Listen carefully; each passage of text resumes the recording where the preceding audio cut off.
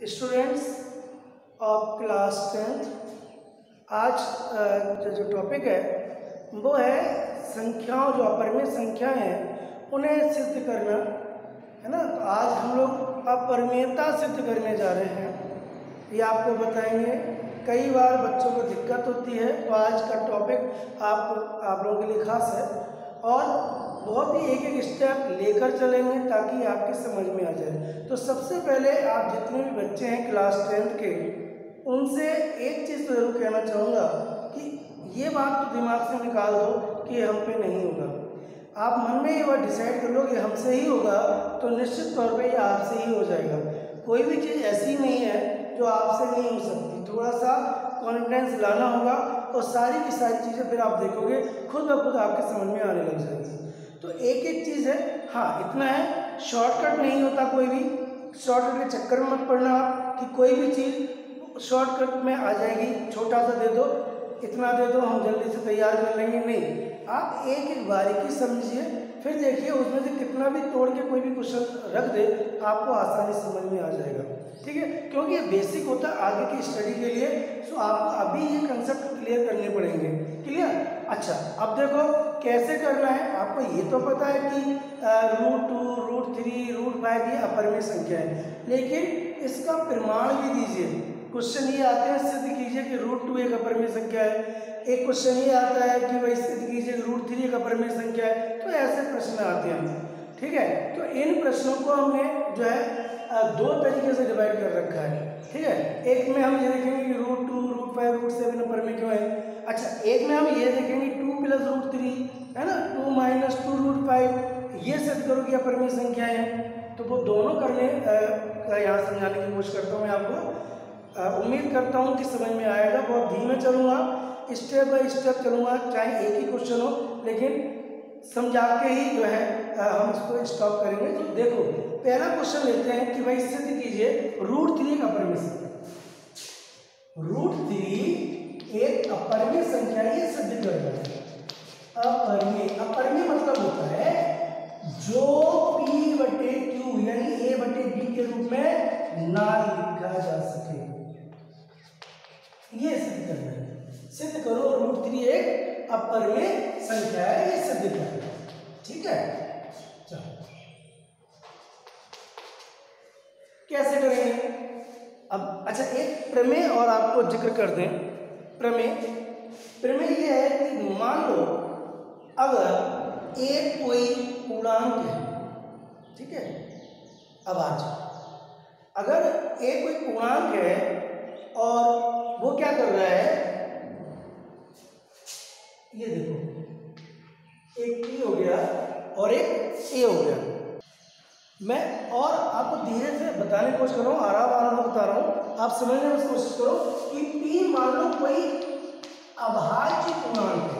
अभाज्य तो जानते होंगे ना, है ना, जैसे 2, 3, 5 जो अपनी टेबल में आते हैं।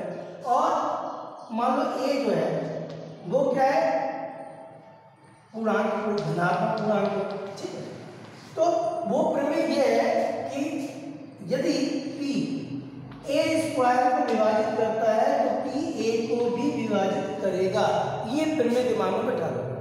यदि P A² को विभाजित करता है तो P A को भी विभाजित करेगा।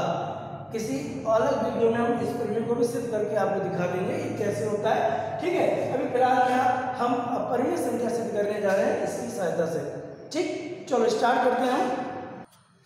ठीक है बच्चों, देखो मान लेते हैं कि उल्टा माना कि √3 एक परिमेय संख्या है। माना कि √3 एक परिमेय संख्या है। Suppose that √3 is rational number. ये रेशनल नंबर, अगर रेशनल नंबर है तो फिर P/Q या A/B के फॉर्म में लिख सकते हैं। नहीं तो देखो √3 = A/B, हम ऐसे लिख लेते हैं। तो A और B क्या है, ये A और B जो है यहाँ पर ये सहअभाज्य संख्या है। A और B सहअभाज्य संख्या है। अब ये सहअभाज्य संख्या क्या होती है, बस यहाँ क्वेश्चन आपको ये उठने चाहिए। एक एक स्टेप पे आपके क्वेश्चन होने चाहिए। तब जाके ये चीज क्लियर होगी। सहवाचक संख्या वो होती है जिनका कोई भी जो है उभयनिष्ठ गुणनखंड नहीं होता है ना, कॉमन फैक्टर नहीं होता एक के अलावा। एक तो सबका ही होगा ना, 1 into a है ना। आप ए को देख लो तो ये क्या हो जाएगा 1 into a, बी को गुणनखंड क्या होंगे 1 into b, तो एक के अलावा कॉमन गुणनखंड है नहीं इसका, ठीक है। तो उन्हें बोलते हैं सहवाचक संख्याएं। तो ए और बी क्या है सहवाचक संख्या। तो अब इधर आते हैं वापस, तो √3 is equal to a upon B, cross multiply कर लो तो क्या हो जाएगा a is equal to √3b। यहां तक समझ में आ गया। अब क्या करें, दोनों तरफ वर्ग करो, स्क्वायरिंग बोथ साइड, दोनों ओर वर्ग करना, यानी दोनों तरफ हम स्क्वायर में लेते हैं, यानी ये हो जाएगा a square is equal to √3b का स्क्वायर। √3 का स्क्वायर क्या होता है 3, √2 का स्क्वायर 2, √5 का स्क्वायर 5, इसी प्रकार √3 का स्क्वायर भी 3 होता है। तो a square is equal to 3b square, तो b square is equal to a square upon 3, right. ये फिर क्वेश्चन नंबर बन रहा है। यहां तक कोई दिक्कत तो नहीं। अब क्या हुआ, अब वो प्रीमियर जो मैंने अभी बताई थी थ्योरम है ना, तो अब वो काम में आएगी। तो 3 जो है a स्क्वायर को विभाजित करता है, चूंकि 3 a स्क्वायर को विभाजित करता है, 3 a स्क्वायर को विभाजित करता है, इसलिए ये चूंकि है इसलिए 3a को भी विभाजित करेगा, यही थी ना प्रीमियर को विभाजित करेगा, ठीक है। यहां तक तो बात समझ में आ गई होगी। तो ये प्रमेय का होगा 3a को भी विभाजित करेगा। अब अगला स्टेप क्या है वो देखते हैं।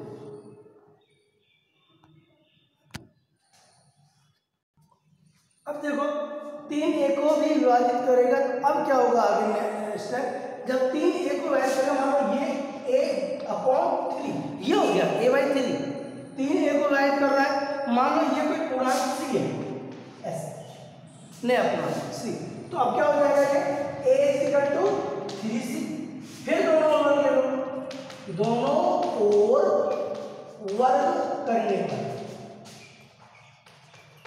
स्क्वायर करने का दोनों तरफ क्या हो जाएगा a square is equal to 3c का स्क्वायर, तो a square is equal to 9c square.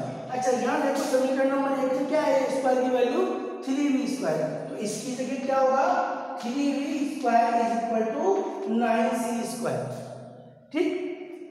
अब क्या हो जाएगा b square is equal to 3 इधर चला जाएगा, तो 9c स्क्वायर अपॉन 3 काट दिया, ये हो जाएगा b square is equal to 3c square, तो c square is equal to b square upon 3, ठीक है ना। अब वही चीज हो गई अभी जो यहाँ के लिए थी, चूंकि 3b स्क्वायर को विभाजित करता है, वो विभाजित करता है, इसलिए प्रमेय के अनुसार क्या हो जाएगा, वो प्रमेय कहती है कि अब ये 3b को भी विभाजित करेगा,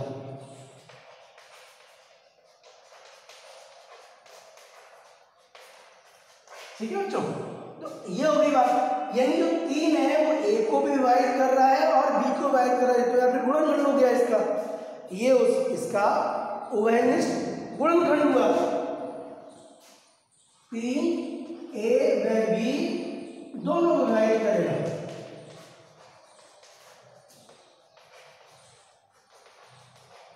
विभाजित, सही है ना। तो ये चीज हो गई, जब 3 दोनों को करेगा तो इसके मतलब ये क्या हो गया उभयनिष्ठ गुणनखंड, ठीक है। तो इसलिए 3a व b का उभयनिष्ठ गुणनखंड हुआ, यानी कॉमन फैक्टर हो गया, गुणनखंड हुआ। लेकिन शुरुआत में क्या बोला था, a और b क्या है सहवाचक संख्याएं, यानी इनका कोई उभयनिष्ठ एक के अलावा कोई उभयनिष्ठ गुणनखंड नहीं हो सकता। तो यहाँ भी दोस्तों की ए व बी सहअवाच्य संख्याएं हैं, सहअवाच्य संख्याएं हैं, इसलिए हमारी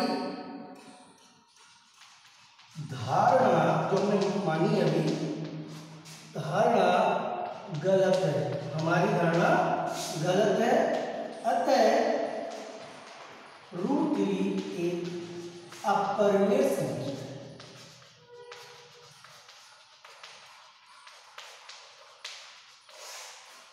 राइट? तो ये क्वेश्चन है, उसका सॉल्यूशन ये रहा कि √3 सिद्ध करो एक अपरिमेय संख्या है। तो हम आराम से इसको इस तरीके से, हाँ एक चीज और, कई लोग ये कहेंगे कि इतना लंबा करने की जरूरत क्या है ना, कई तरीके बताएंगे, शॉर्ट में बताएंगे कि यार इतना लंबा करने की कहाँ जरूरत थी, सिर्फ यही तो प्रूव करना था।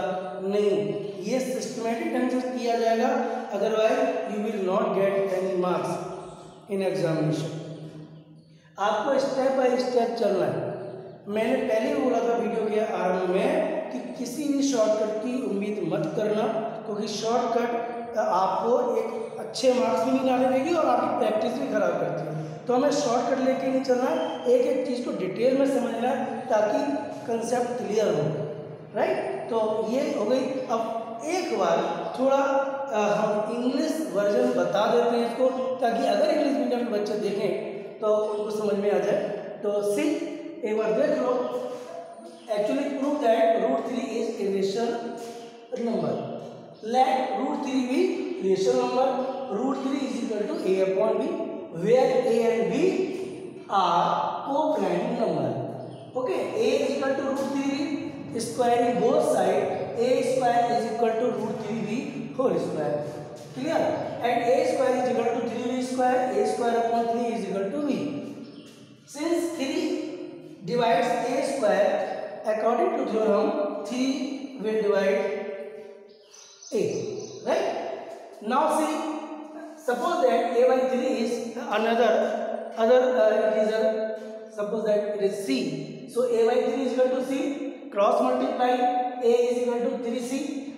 Okay, squaring both sides, a square is equal to 3c whole square. What is the value of a square? A square from equation number 1, 3b square. So put the value of a square. 3b square is equal to 9c square, b square is equal to upon 3. 3 3 is 9, 3c square. Okay, so c square is equal to b square upon 3. So 3 divides b square, then 3 will divide b. So 3 divides a and b both. 3 becomes common factor of a and b, but as we know that a and b are co-prime number, so our assumption is wrong and √3 is irrational. Okay, तो ये question है। Next में हम अब आप आराम से कर सकते हो। √3 हो गया, √2 इसकी जगह हो तो चल जाएगा, है ना। यहाँ पे 2b स्क्वायर हो जाएगा, ये चलेंगे। अच्छा, यहाँ पे √5 ले लो तो भी हो जाएगा, √7 भी हो जाएगा। इस तरीके से आप क्वेश्चंस कर सकते हो। तो कई सारे क्वेश्चन इसमें सिमट जाते हैं। ठीक है, अब नेक्स्ट वीडियो में लेके आऊँगा मैं कि 2 + √3 या इस तरीके से, और उसी में लेके आऊँगा आपको √p + √q वाला क्वेश्चन, ये भी प्रूव करने वाला था। और अदर जितने भी टेक्स्ट बुक देखो, प्रैक्टिस करने में कहीं कोई बुराई नहीं। अगर आपको एक चीज़ समझ में आ गई तो अपनी टेक्स्ट बुक उठाइए, उस टेक्स्ट बुक में जितने क्वेश्चन है इससे रिलेटेड वो कर लीजिए। अगर आपको अच्छा लग रहा है, आपको समझ में आ रहा है तो बिल्कुल हिचकिचाएं नहीं, आप अदर टेक्स्ट बुक भी ले लें, कई सारी आती हैं, है ना। तो उनको लेके उनके क्वेश्चन सॉल्व करने की कोशिश करें, देखेंगे थोड़ा सा डिफरेंस होगा तो थोड़ा दिमाग चलेगा उसमें। तो अगर आपको बाकी कमांड करना है इन चीज़ों पे तो आप प्रैक्टिस करिए। हर वीडियो में बात बोलता हूँ, you have to do practice, है ना। तो बिना प्रैक्टिस के बाद नहीं बनती।